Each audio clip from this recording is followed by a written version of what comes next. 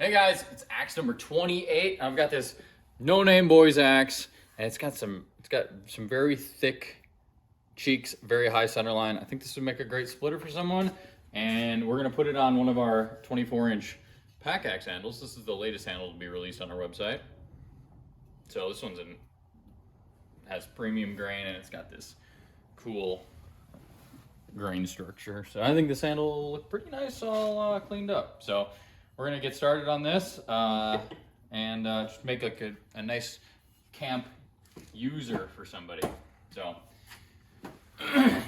I am gonna line this up and see kind of where the head lands. I'm gonna assume we're gonna have to take some meat off the back of this right here. Most definitely. Most definitely. You kind of see that there. It needs about a ½ inch taken off. So we'll pull a ½ inch off that and start getting it set down. I'm not gonna use this. I'm gonna use this Shinto.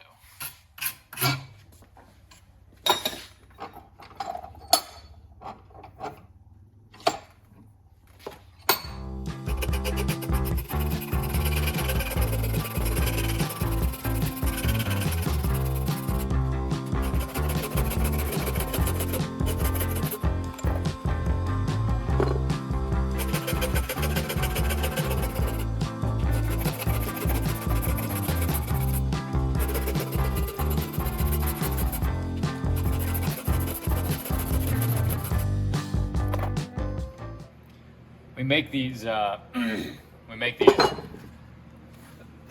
pack axe handles for boys axes, but you know, in the series, I think it was a Dunlap head that we did with the Connecticut, because it's oversized.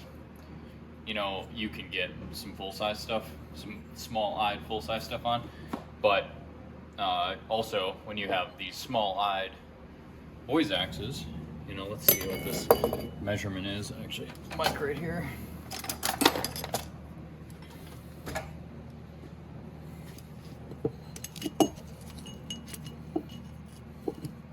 See, that's sitting right at 2 inches. So a boy's axe is typically 2 1/4-ish. So that is a small-eyed boy's axe. So that is the reason why we have to remove so much material here. But the cool thing is you can move this shoulder however you want. You know, you don't have to completely get rid of the shoulder. You can kind of ramp it up. You can bring the shoulder up by carving away here. So lots of options with that.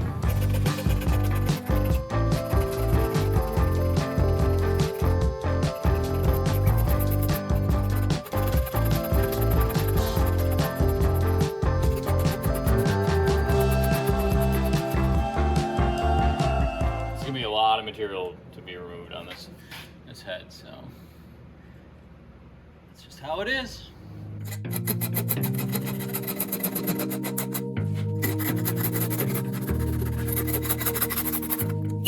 Okay.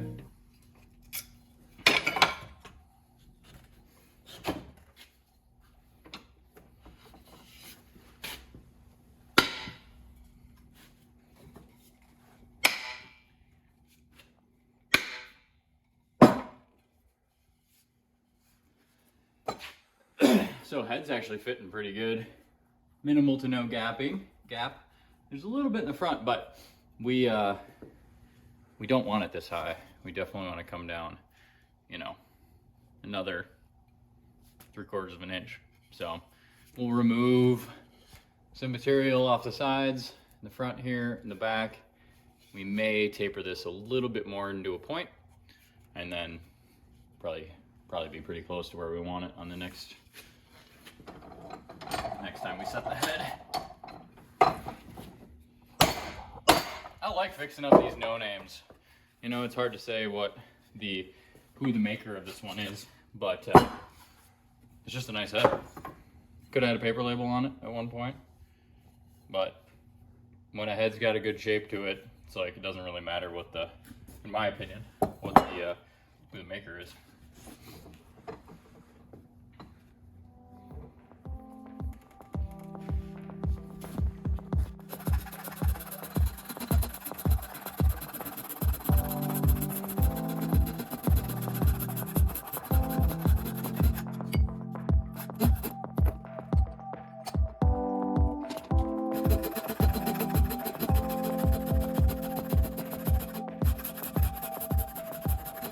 see how we get this pretty quick angle here, so I want to get that down straight and then come into the shoulder.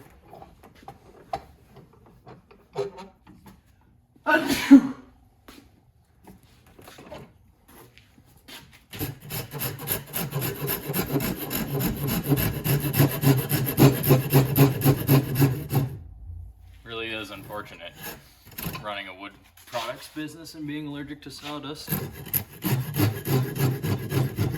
There's sawdust everywhere here.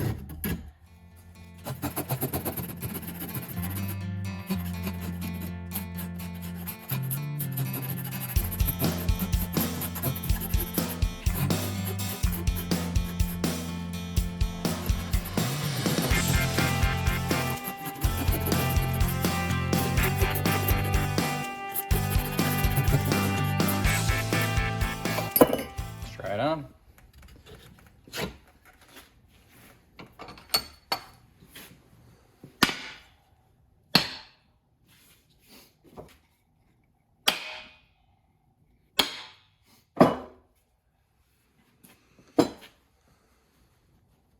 I think we're gonna leave it at that. We'll trim some of the curl off with the razor blade, but I think we're gonna leave it at that. I think that's gonna be where it sets. I want this to be a beater axe. I want this as an axe that someone's gonna like take into the woods and wail on.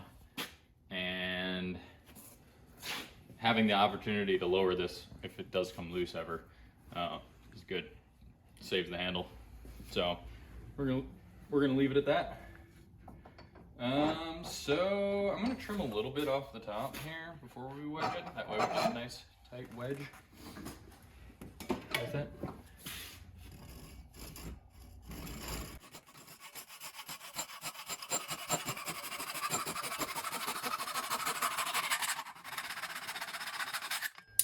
There we go.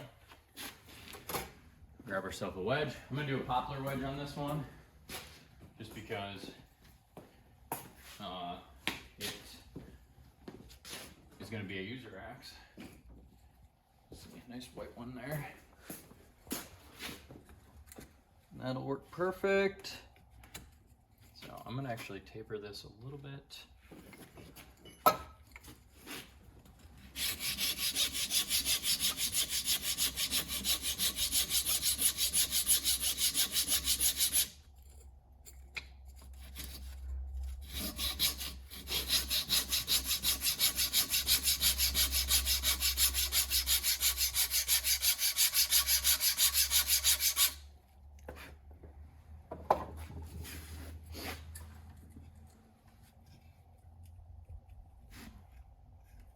Okay, let's oil that wedge up.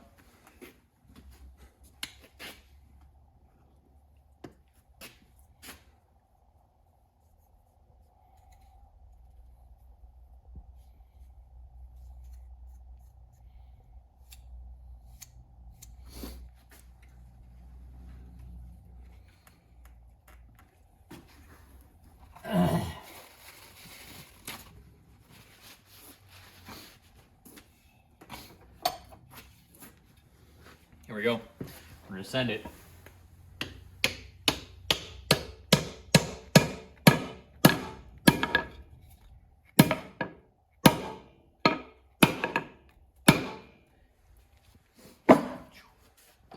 That thing went deep.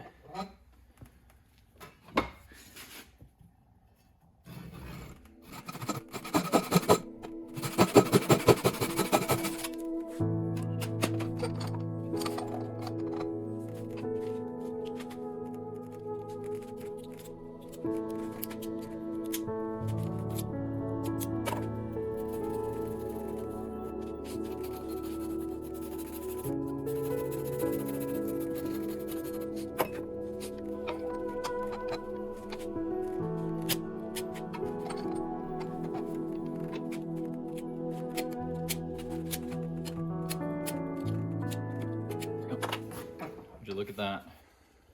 I'm actually gonna cut off the palm swell on this and show you guys kind of how this works on this handle. I know we haven't done a lot of handles on this, series. It's mainly just been the hanging process, but I'm gonna show you how you cut this off and make this into a boss foot. So if you come over this way and scan in, you can see that there's a line here, right?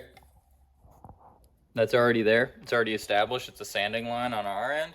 We leave that there so you just follow that line, and that's where you chop it off, and that's what makes the perfect fawn's foot.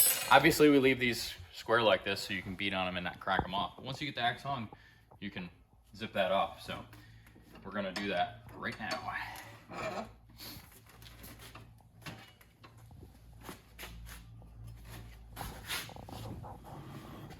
The cool thing is you can finish this with a Shinto rasp, so if you don't get your angle exactly how you want it, you can kind of tweak it.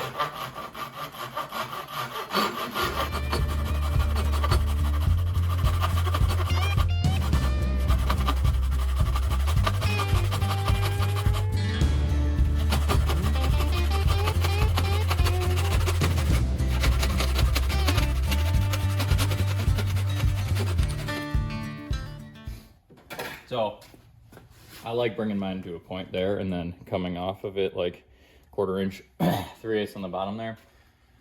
So I'll show you how we clean it up with the Shinto. Oh yeah, look at that. Multi-grain, multicolored grain on the end there.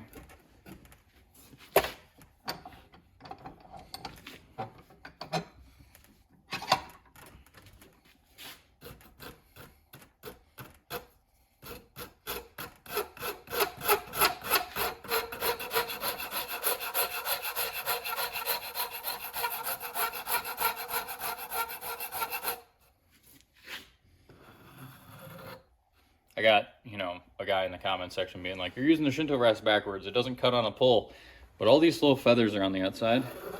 If you draw that Shinto backwards, it pulls those off quite nicely.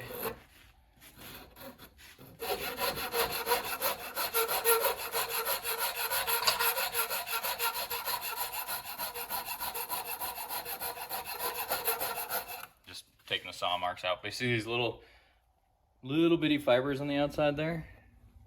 They're sticking over. Watch. Backwards draw. A couple of those. Boom. No more. So it's kind of cool. Easy way to clean it off. It doesn't bind up and end up tearing those out even more when you use it on the forward stroke.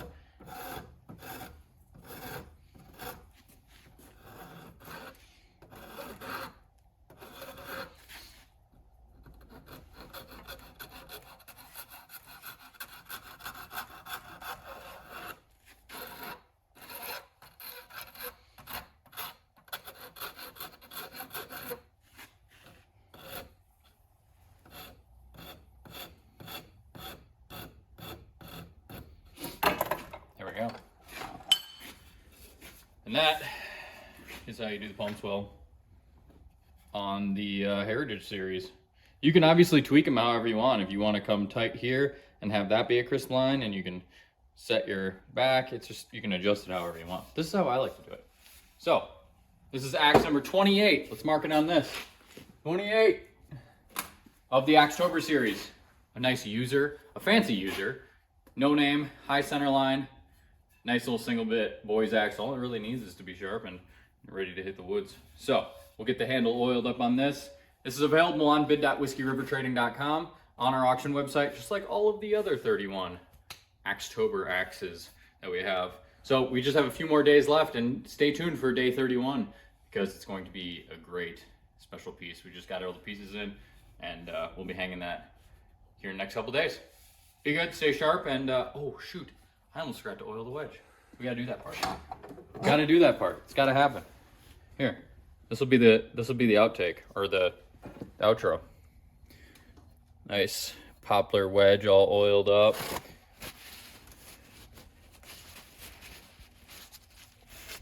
Look at that.